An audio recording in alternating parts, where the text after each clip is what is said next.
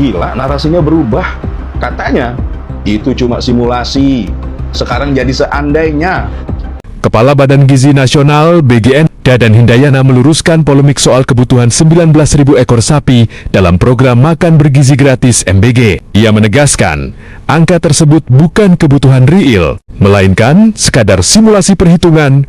Waduh, hanya sekedar simulasi. Seorang konten kreator bernama Tonar Putra pada Jumat 23 April 2026 heran dengan pernyataan dari BGN. Seandainya 19.000 sapi nyata dan 19 juta lapangan kerja juga nyata. Katanya, gimana menurut Anda? Seandainya. Lah. Oke. Lihat dulu nih pernyataan ini, laporan ini ya. Lihat.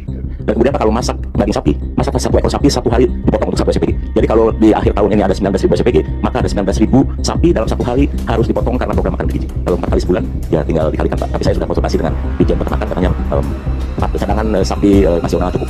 Ini kan pernyataan resmi, disampaikan oleh pejabat negara, dilaporkan langsung di hadapan Presiden.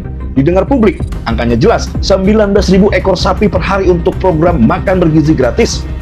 Dan saat itu, tidak ada kata seandainya, tidak ada kata seandainya, tidak ada kata simulasi, tidak ada catatan kaki. Yang ada hanya satu kesan, MBG mengesankan. Makanya publik heboh. Sampai-sampai pakar angkat suara, termasuk dari UGM, yang mempertanyakan logikanya. Karena ini bukan angka kecil, ini keputusan berbasis data atau setidaknya seharusnya begitu. Tapi sekarang, gila narasinya berubah. Katanya, itu cuma simulasi. Sekarang jadi seandainya. Di titik ini nih, yang jadi masalah bukan lagi sapi, tapi kredibilitas laporan.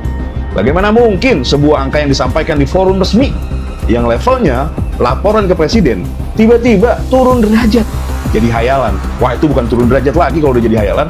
Kalau itu memang seandainya sejak awal, kenapa tidak disampaikan sebagai seandainya? Kenapa publik dibiarkan menangkap itu sebagai kebutuhan nyata? Ini bukan sekedar salah ucap, ini sesat dalam berargumen. Karena angka tanpa konteks di forum resmi bukan lagi simulasi, tapi framing. Dan framing seperti ini berbahaya, karena program sebesar MBG ini bukan proyek kecil, kita tahulah semuanya. Ini menyangkut anggaran besar, rantai pasok nasional, dan kepercayaan publik. Kalau dari awal saja narasinya sudah berubah-ubah dari ini kebutuhan, jadi ini cuma seandainya, maka wajar kalau publik mulai bertanya, sebenarnya yang sedang disusun program nyata atau ilusi yang dipaksakan terlihat nyata.